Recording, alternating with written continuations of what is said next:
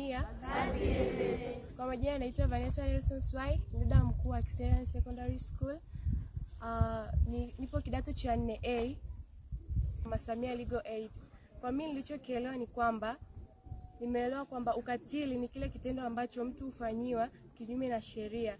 Na kama anafanywa ukatili, ni jambo gani anaweza kulichukua ili kumfanya mtu yule asimfanyie ukatili. Ripoti kama tumefanyia ukatili wowote au kama kuna mtu anahitaji kufanyia ukatili, mfano ukeketaji, ubakaji, kunyanyaswa na kadhalika. Toa shukrani kwa ajili ya kampeni ya Mama Samia kwa ajili ya migogoro ya kifamilia, migogoro ya kijamii.